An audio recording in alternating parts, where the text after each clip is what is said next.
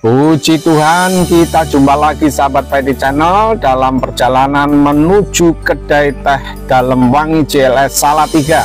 Teriring doa, semoga sahabat Paidy Channel dalam keadaan sehat dimanapun, dimudahkan semua urusan serta sukses dalam setiap usaha dan karya. Amin. Baik sahabat Paidy Channel, langsung saja kita menuju lokasi kedai teh Dalem Wangi JLS Salatiga. Sahabat Paidy Channel, sebelumnya mohon maaf karena di dalam video ini berdurasi agak panjang, sekitar 18 menit, mengingat kedai teh Dalem Wangi JLS Salatiga ini akan memberikan penjelasan kepada setiap pelanggan yang datang tentang seluk-beluk sajian yang tersedia di kedai teh Dalem Wangi JLS Salatiga tersebut. Maka bagi sahabat Paidy Channel yang ingin tahu tentang kedai teh Dalem Wangi JLS Salatiga, ikuti video ini sampai selesai.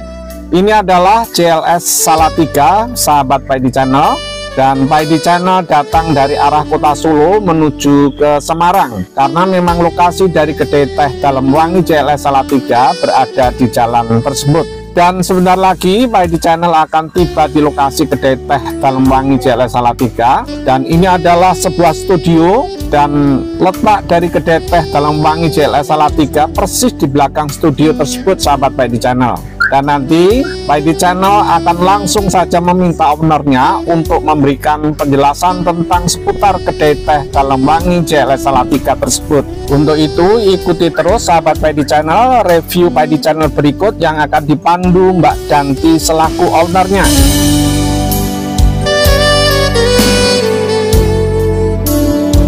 Halo Mbak Danti, selamat bertemu dengan Paidy Channel. Mbak Danti, monggo dijelaskan tentang kedai teh Dalem Wangi JLS Salatiga ini. Monggo Mbak. Oke, jadi Dalem Wangi ini sebenarnya konsepnya ada warung dan kebun. Untuk kebunnya ada di Getasan, arah ke Kopeng. Untuk warungnya ada di sini. Di Dalem Wangi hampir semua bahan-bahannya kami tanam sendiri, kami proses sendiri. Itu. Nah, memang kami fokus untuk pemanfaatan tanaman lokal, bunga-bunga lokal, buah-buahan lokal. Di sini kami olah menjadi 2 jenis minuman, ada Tisan dan Tiblen. Jadi untuk Tisan itu semua seduhan yang bukan berasal dari daun teh. Jadi bisa dari buah dicampur rimpang, dicampur daun-daunan, dicampur buah-buahan, dicampur bunga, seperti itu. Nah, kenapa muncul istilah Tisan ini? Karena kalau kita nyebutnya jamu atau ramuan herbal itu segmented ya, lebih ke nggak semua orang suka jamu. Jadi kita pendekatannya lebih ke hampir setiap rumah pasti nyeduh teh.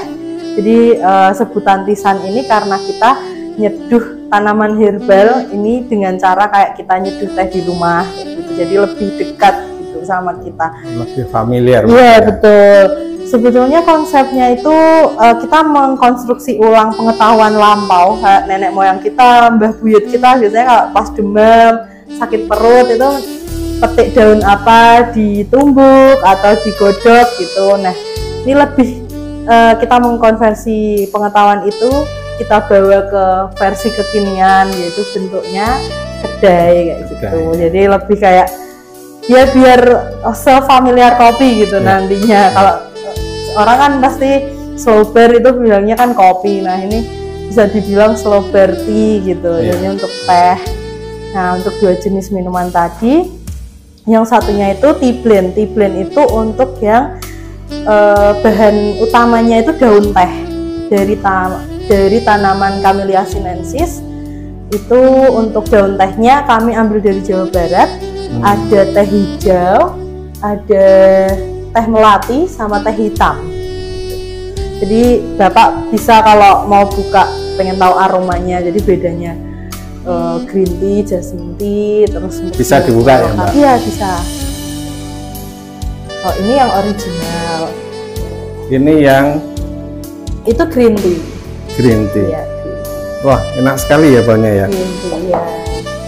Ini padahal khusus daun teh ya Pak? Iya, ada campuran? Ada flavornya, ada beberapa, ada flavor, ada yang original juga. Kalau yang flavor itu memang flavornya yang food grade, jadi bukan yang artificial. Kalau artificial itu pasti dia berminyak, terus rasanya yang keluar kayak pahit kayak gitu. Ini original. Iya, ini yang ini. Iya, itu jasmine tea. Ya, original jasmine tea. Terus? Kalau yang ini yang contoh yang udah kami racik. Jadi ini ada teh hitam, ada bunga krisan, bunga mawar, bunga kenop. Baunya juga nano-nano ya? Iya, itu ada stroberinya juga. Iya, iya. Gitu.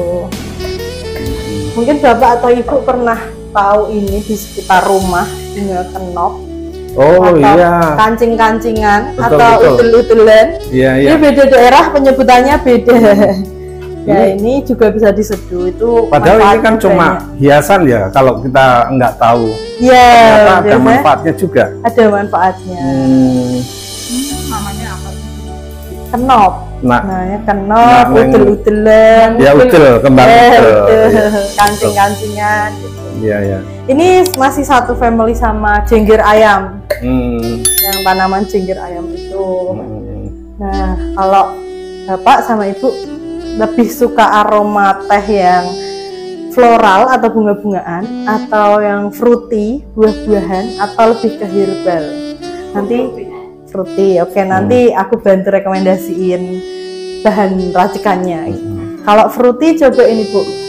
Antara ini racikan ini namanya kebun stroberi, sama ini Ibu lebih cocok yang mana? Yang ini. Oh ini tropical, kalau yang itu kebun stroberi namanya. Padahal ini asli, asli bau dari. Iya asli dari bunga-bungaan sama buah. Kalau ini yang peppermint. Dan kalau tenggorokannya lagi nggak enak kayak saya. Ini tenggorokan saya juga lagi nggak enak Mbak. Nanti aku kasih yang. Mau ini peppermint satu. Ya. Mau yang es atau hot? Yang hot. Hot. Sampai jadi seperti ini itu diapain? Oh ya kami ada double proses. Jadi pengeringan itu metodenya macam-macam, tapi kami menggunakan dua proses. Yang pertama matahari, yang kedua alat namanya dehydrator, food dehydrator, jadi khusus makanan. Nah itu kalau cuma pakai matahari itu dia akan gampang jamur, gampang jembul. Nah gitu. Jadi penyimpanannya nggak bisa bertahan lama. Jadi ketika kadar airnya udah turun di matahari, terus udah mulai agak kering baru masuk ke alat. Iya, iya, iya. Kalau cuman matahari biasanya tuh gosong juga. Jadi kalau kalau lemon kan kalau ini pakai alat dia warnanya cerah, tapi kalau matahari dia warnanya hitam. Gitu. Bedanya secara visual juga. Tapi sebenarnya kalau pengeringan tuh tidak mengurangi khasiat, tidak mengurangi kandungan di dalamnya. Baik. Iya. Dia ketika diseduh dia blooming lagi, jadi kayak bentuk aslinya lagi. Jadi hanya untuk menambah masa simpan aja, tidak mengurangi. Jadi dikeringkan dengan matahari maupun dengan alat itu tidak ada pengaruhnya terhadap kandungannya. Tidak. Mau yang kecut seger, oke. Atau mau pakai karena kami panen markisa, ada nanti bisa ini basicnya. Teh hitam, aroma markisa, nanti sama bunga markisa asli, sama nanti bunga kenikir. Ini apa markisa? Ini apa? Teh hitam, tapi ada flavornya markisa. Oh. Tapi nanti ada markisa aslinya juga karena kami kemarin panen. Aku mana yang lebih rekomendasi ini? Oke. Mau yang es atau hot? Hot. Mbak Danti, Ya, Danti. kok akhirnya muncul usaha di rumah Dalem Wangi dengan model seperti ini, idenya dari mana Mbak? Sebenarnya dulu konsepnya tuh saya belajarnya masih dari kopi. Jadi kopi itu kan ada not-notnya. Jadi ada kayak kita misal beli kopi itu pasti ada not peach fruit, coklat, apa not-not rasanya. Sebenarnya tuh awal belajarnya dari kopi dulu. Iya, jadi kalau kita orang awam kita minum kopi ya udah rasa kopi gitu. Nah, waktu saya di koperasi kopi itu memang belajar dari nanam, dari kebun sampai ke proses pasca panen sampai ke nyedurnya. Nah, itu memang dituntut untuk mencari rasanya itu. Kok pada bilang ada not semangka, sedangkan Saya ngicipin kopi ya kopi aja gitu loh.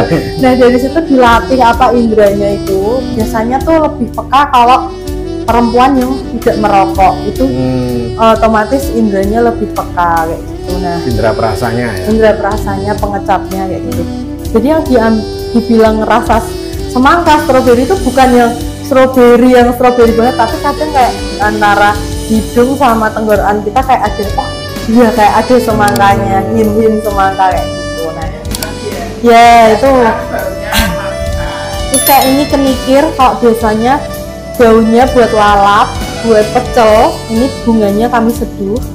Ini kalau orang bilang yang udah ngerasain rasanya kayak mangga gemadung, mangga mengkel yang hampir mau mateng gitu.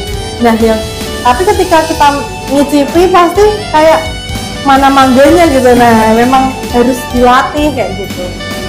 Memang hin tuh kayak tersembunyi, kayak aroma tersembunyinya kayak mangga gitu kalau hin. Atau pikir apa ada kursusnya?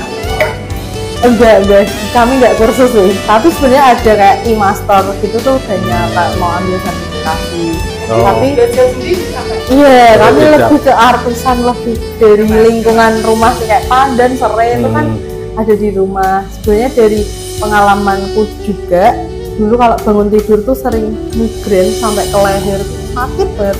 Nah dari situ saya sering konsumsi asam mefenamat, pereda nyeri, obat.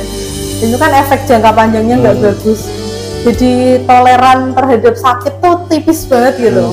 Terus dimarahin sama dokter gitu, terus akhirnya disuruh cari alternatif kayak coba cari yang lebih sehat gitu. Jadi ketemu ini bunga telang.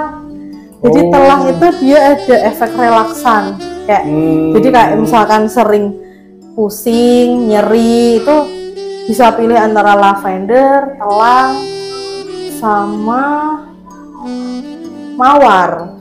Ya itu dia ada relaksannya. Basah kering bisa. Oh berarti kalau bunganya ya berarti Ya, bunga telang. bunga Itu telang. dikeringkan.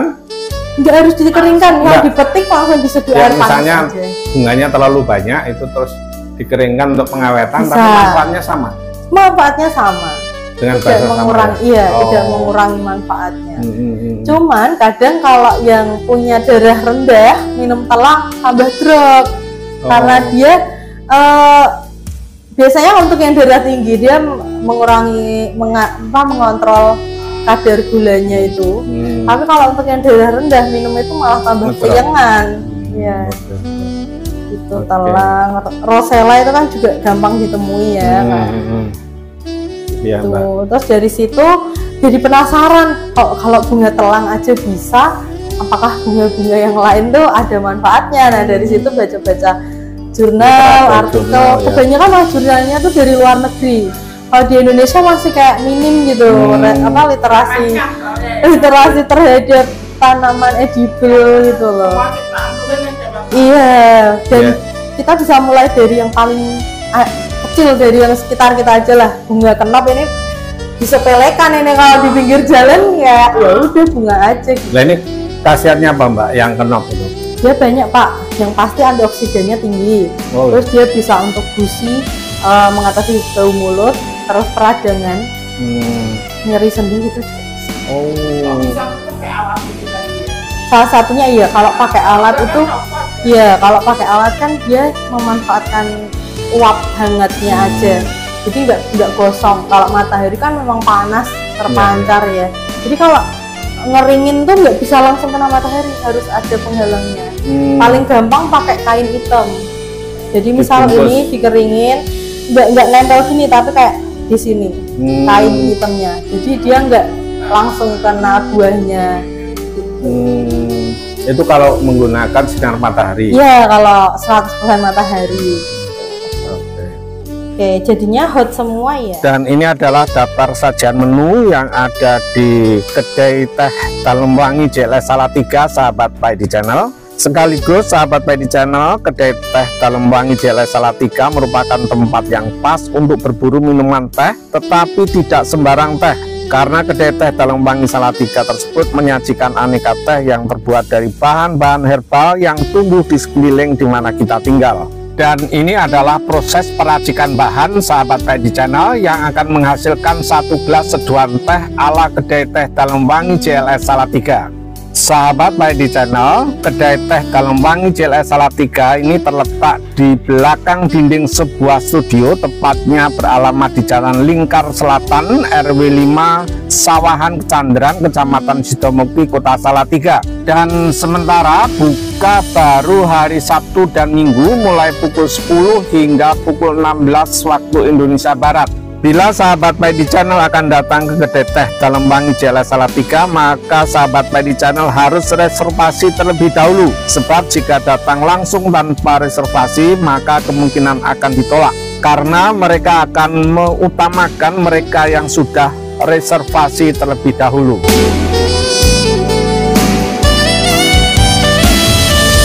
Di sini juga dijual aneka aksesoris yang dapat dijadikan kenang-kenangan sahabat Pak Edi Channel. Dan inilah pesanan teh Pak Edi Channel ala kedai teh Dalem-Wangi JLS Salatiga. Dan Pak Edi Channel akan menikmati dahulu. Tentunya kepada semua sahabat Pak Edi Channel, selamat menikmati tehnya masing-masing dan menikmati cemilan pendampingnya.